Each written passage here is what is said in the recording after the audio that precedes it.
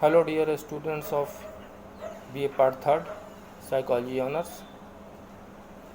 इसके पहले के वीडियो लेक्चर में मैंने आपको पेपर 6 इंडस्ट्रियल साइकोलॉजी औद्योगिक मनोविज्ञान के संबंध में चर्चा कर रहे थे।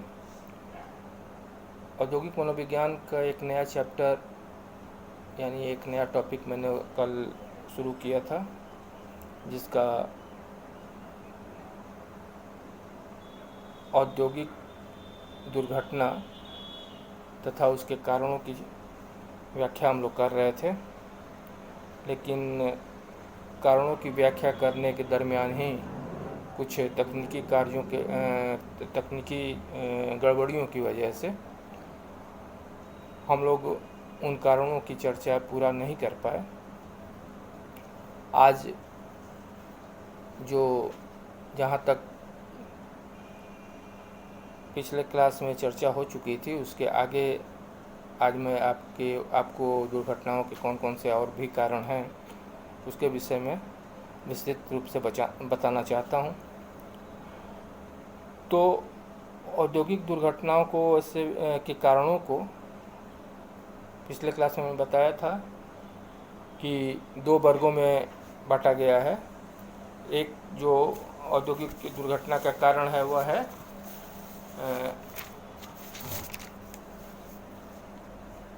परिस्थिति जन्य कारक, और दूसरा जो है वह व्यक्तिगत कारक।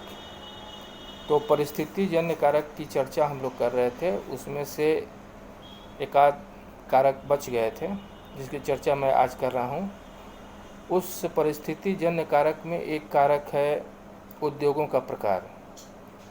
एक कारक जो है वह है उद्योगों का प्रकार। जब उद्योगों में किए जाने वाले कार्यों का स्वरूप अधिक थकान एवं उत्पन्न करने वाले होते हैं, वैसी परिस्थिति में दुर्घटनाएं ज़्यादा होती हैं, क्योंकि तरह तरह के उद्योग होते हैं। कुछ उद्योग ऐसे होते हैं जहाँ की द्रुत गति से काम करने वाले मशीनों के साथ व्यक्ति को काम करना पड़ता है। कुछ उद्योग ऐसे होते हैं जहाँ की मशीनों से नहीं बल्कि व्यक्तियों को, कार्यकर्ताओं को मैनुअल काम करना पड़ता है। इस प्रकार ऐसा देखने को मिलता है कि जो द्रुत गति से मशीनों के द्वारा जो कार्य किया जाता है, वैसे उद्योग जहाँ की मशीनों का सर्वाधिक प्रचलन है, वैसे उद्योगों में दुर्घटनाओं की संख्या ज़्यादा होती है। दुर्घटनाओं का जो तीव्रता होती है, उसकी जो बारंबारता होती है, वह अधिक होती है। तो इस तरह हम कह सकते हैं कि उद्योगों का जो प्रकार है वो अभी दुर्घटना का एक बहुत ही महत्वपूर्ण परिस्थिति जन्य कारक है, और इस पर भी मनोवैज्ञानिकों को ध्यान देने की आवश्यकता है कि किस तरह के उद्योग में कार्यकर्ता को किस तरह से उसके कार्य करने के तरीके हम बताएं, और उनके आधार पर ही वह कार्य को संपादित करें। तो परिस्थिति जन्य कारक के बाद एक दूसरा जो कारक है जिसको कहा जाता है व्यक्तिगत कारक। दूसरा कारक है व्यक्तिगत कारक, जो कि व्यक्ति से या कार्यकर्ता से संबंधित होता है। और इस कारक में सबसे पहला जो कारक है, जो पहला कारण है दुर्घटना का व्यक्तिगत कारक में जो पहला कारक है वह है स्वास्थ्य।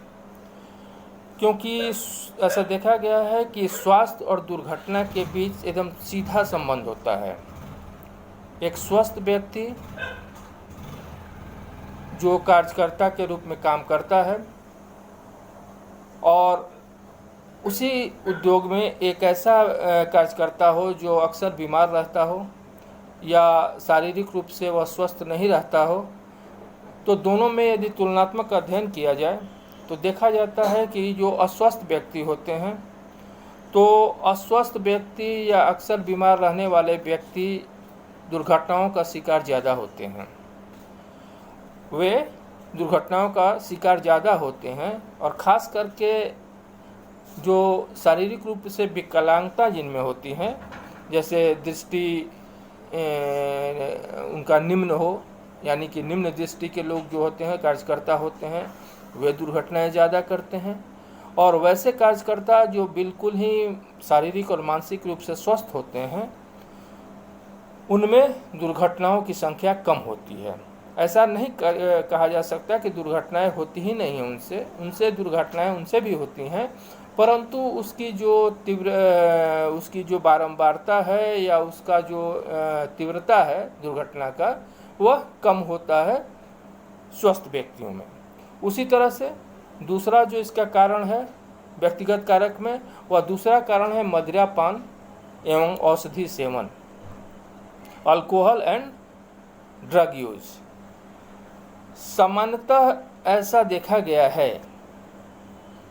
कि जो कार्यकर्ता मदिरापान करते हैं, यानी कि जो अल्कोहल लेते हैं या कुछ ऐसे निषेधात्मक औषधियों का सेवन करते हैं,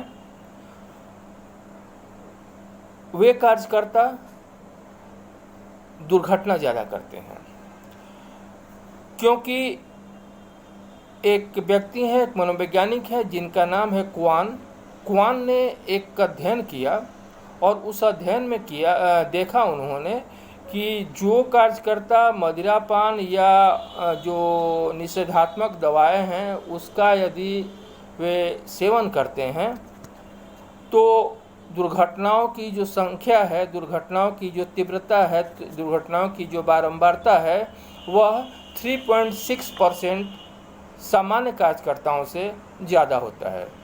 सामान्य कार्यकर्ताओं से यहाँ मेरा तात्पर्य है कि वैसे कार्यकर्ता जो मदिरापान नहीं करते हैं, वैसे कार्यकर्ता जो वैसे दवाओं का उपयोग नहीं करते हैं, जो प्रोहिबिटेड हैं, जो रिस्ट्रिक्टेड दवाएं हैं, उनका वे सेवन नहीं करते हैं, इसलिए उनमें दुर्घटनाओं की संख्या कम देखी जाती है।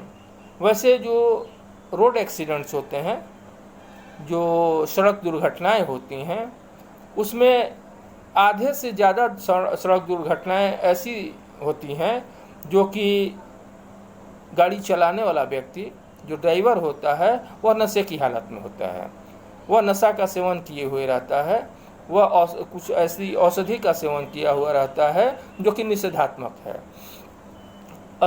मतलब कहने का यह है कि दुर्घटना का एक बहुत ही बड़ा फैक्टर है, एक बहुत ही बड़ा व्यक्तिगत कारक है कि कार्यकर्ता का मदिरापान करना और वैसे दवाओं का उपयोग करना जो कि मना है, निषेध है। उसी तरह से तीसरा जो कारण है, जो तीसरा व्यक्तिगत कारण है जिसके कारण दुर्घटनाएं होती हैं और बहुत ही महत्वपूर्ण कारण है, और वह कारण है थकान, वह कारण है फैटिग। तो अक्सर हम देखते हैं कि जो थका हुआ कार्यकर्ता होता है, थका हुआ कार्यकर्ता दुर्घटना ज़्यादा करता है।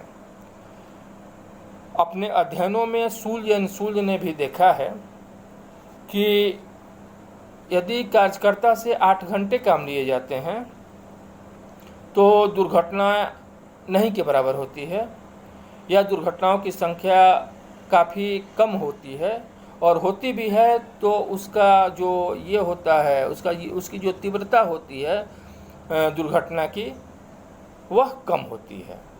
लेकिन वही उसी कार्यकर्ता के काम के घंटे यदि 10 घंटे कर दिए जाते हैं तो अंतिम के जो 2 घंटे होते हैं, 8 के बाद जो 2 घंटे, अंतिम के जो 2 घंटे होते हैं, उसमें दुर्घटनाओं की संख्या ज़्यादा देखी गई है।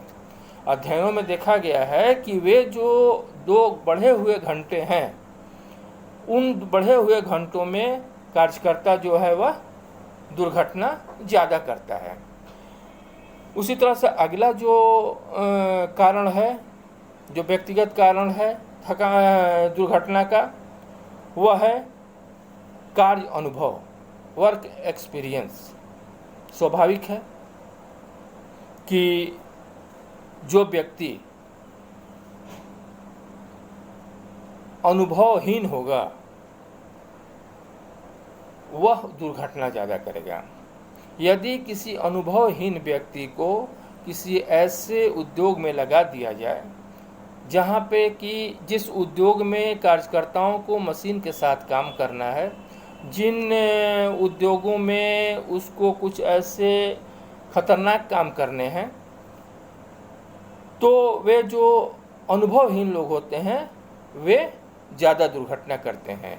इसीलिए कहा जाता है कि जो भी उद्योगपति है उसको यह ध्यान देना चाहिए कि जब भी किसी व्यक्ति का अपॉइंटमेंट करता है, वह नियुक्ति करता है अपने उद्योग में, तो ऐसी परिस्थिति में पहले जो अनुभव प्राप्त लोग होते हैं, जो एक्सपीरियंस्ड लोग होते हैं, उनकी भारी होनी चाहिए। और एक्सपीरियंस लोग दुर्घटनाएं कम करते हैं, क्योंकि अनुभव का लाभ तो हर जगह मिलता है। जो जितना अनुभवी होता है, जो जितना अनुभव प्राप्त किए हुए रहता है, वह व्यक्ति उतना कम दुर्घटना करता है। तो यदि अनुभवहीन व्यक्ति को कार्यकर्ता के रूप में रखना ही है, तो ऐसी परिस्थिति में प्रशिक्षण की व्यवस्था होनी चाहिए। वैसी परिस्थिति में प्रशिक्षण की व्यवस्था होनी चाहिए। और जब प्रशिक्षण प्राप्त कोई कम अनुभव का भी व्यक्ति यदि वह प्रशिक्षण प्राप्त कर लेता है, वह मशीनों के साथ, मशीनों को चलाने का, मशीनों की जो खतरनाक उसकी जो गतिविधियां हैं, उससे जब उसको जानकारी हो जाती है, उससे रक्षात्मक उपाय जब उसको बता दिए जाते हैं, उसका जब वह ट्रेनिंग ले लेता है, तो वैसी परिस्थिति में कम अनुभव वाले व्यक्ति भी दुर्घटनाएं कम करते हैं। लेकिन एक अनुभवहीन व्यक्ति और एक अनुभवी व्यक्ति, दोनों के दुर्घटना दर में काफ़ी अंतर होता है, और वह अंतर उद्योग के लिए काफ़ी हानिकारक होता है। क्योंकि जब दुर्घटनाएं होंगी तो निश्चित रूप से उद्योगपति, कार्यकर्ता, उत्पादन सब प्रभावित होता है उससे। तो अनुभव एक ऐसा फैक्टर है, एक्सपीरियंस एक ऐसा फैक्टर है जो व्यक्ति में, जो उद्योग धंधा में दुर्घटना को कम करने में काफ़ी सहायक सिद्ध होता है। उसी तरह से उम्र, दूसरा जो कारण है, दूसरा जो व्यक्तिगत कारण है, वह है उम्र।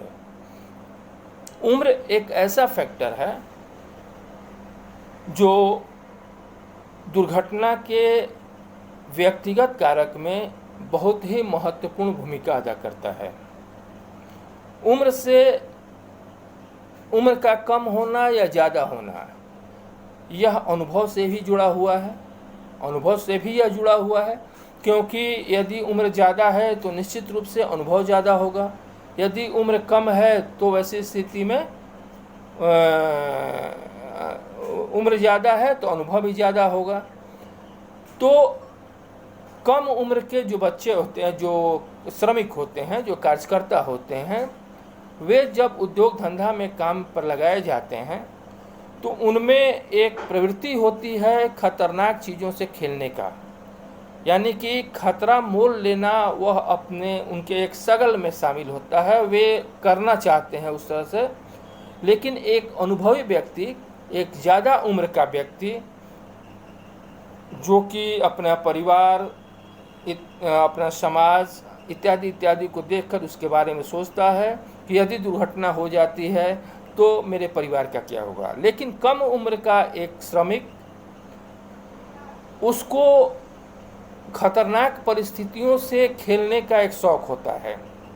वह बिना सुरक्षात्मक उपायों को जाने हुए, बिना सुरक्षात्मक उपायों को उसका पालन करते हुए, वह उस कार्य को, यानी उद्योग धंधा में जो काम है उसको करने में वह आगे बढ़ जाता है, दिलचस्पी दिखाता है और दुर्घटना का शिकार हो जाता है। आप देखे होंगे सड़क दुर्घटना में भी आप देखें कि दो ही तरह के लोग ज़्यादा दुर्घटना करते हैं, दो ही उम्र के लोग ज़्यादा दुर्घटना करते हैं। एक जो कम उम्र का होता है, जैसे आज जो रोड एक्सीडेंट होते हैं उसमें आप देखिए कि बाइकर्स जो होते हैं, नए उम्र के जो बच्चे होते हैं, वे दुर्घटना ज़्यादा करते हैं। कोई गाड़ी चलाएंगे तो वे उसकी रफ्तार के साथ खिलवाड़ करते हैं, वे अपनी ज़िंदगी के साथ खिलवाड़ करते हैं। और साथ ही साथ जिसकी उम्र ज़्यादा हो जाती है वह व्यक्ति भी दुर्घटना का शिकार ज़्यादा होता है, क्योंकि उसमें बहुत सारे फिजिकल प्रॉब्लम्स, बहुत सारे ऐसे चीज़ उसमें ऐसे फैक्टर्स उसमें सम्मिलित हो जाते हैं जो कि दुर्घटनाओं को आमंत्रित करते हैं, तो इस तरह से क्योंकि उनका रिएक्शन टाइम जो होता है, जब उम्र उनका बढ़ जाता है तो उनका जो प्रतिक्रिया काल होता है वह प्रतिक्रिया काल ज़्यादा हो जाता है।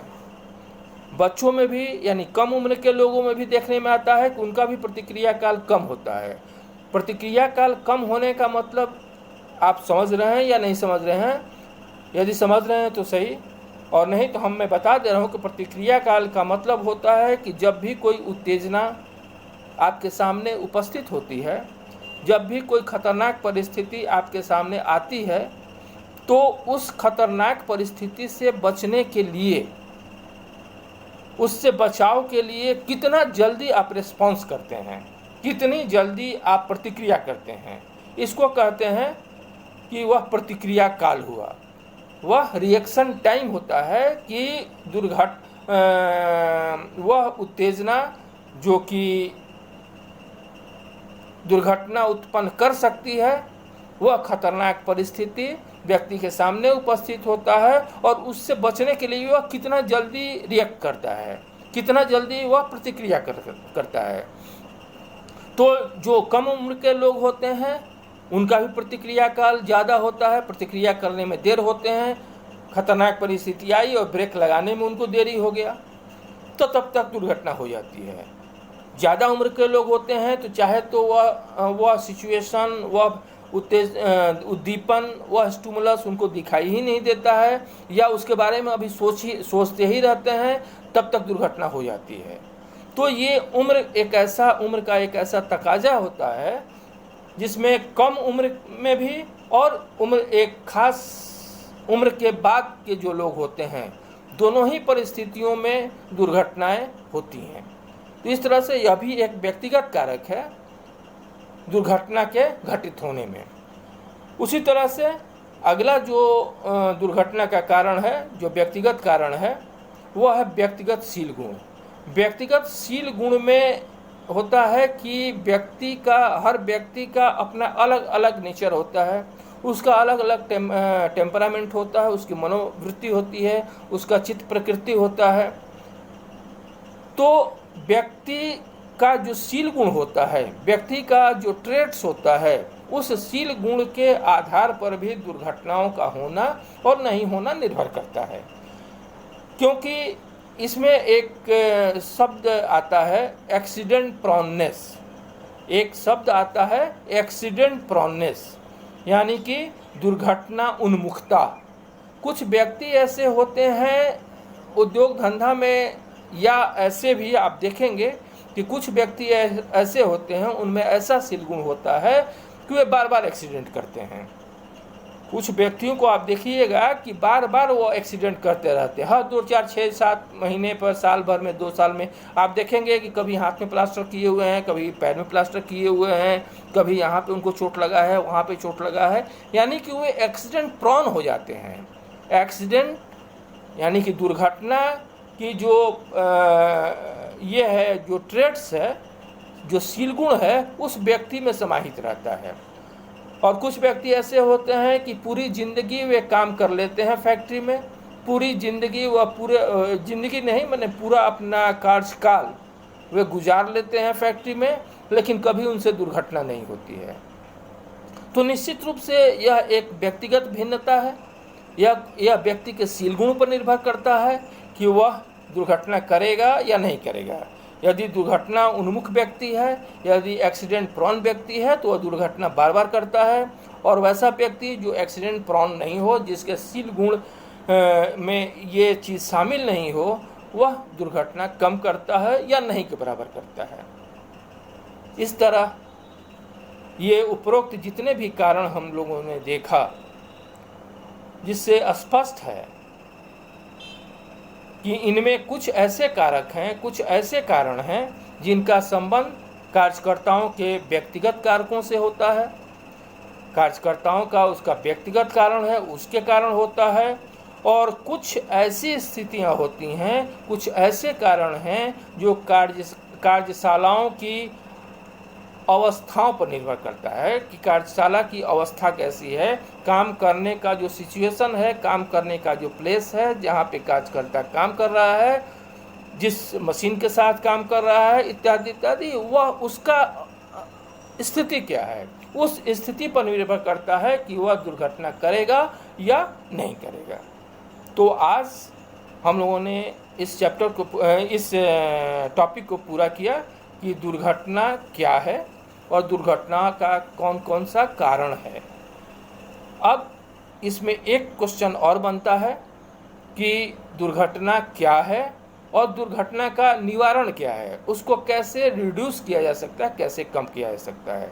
अगले लेक्चर में हम लोग दुर्घटना कम करने के उपायों के बारे में देखेंगे। तब तक के लिए आप सुरक्षित रहें, घर में दूरी बनाए रखें, अपने मित्रों से, अपने कॉलेज के जो आपके छात्र हैं, आपके जो कलीग्स हैं, उनसे आप बार बार कहें कि कोविड-19 के चलते संभवतः कॉलेज अभी खुलेगा नहीं और परीक्षाएं, जब भी कॉलेज खुलेगा तुरंत आपकी परीक्षा होगी। वैसी स्थिति में आप कहेंगे कि सिलेबस पूरा नहीं हुआ है, हम लोगों ने कुछ पढ़ा नहीं है, तो ये आपकी गलती है, क्योंकि आपको सारे नोट्स डाल दिए गए हैं आपके कॉलेज के वेबसाइट पे, आप उसको देखें। आपके टीचर के लेक्चर उसमें शामिल हुए हैं, हर विषय के टीचर के लेक्चर्स उसमें शामिल हैं, उसको आप देखें और आप उससे लाभ उठाएं और परीक्षा की तैयारी करें। धन्यवाद।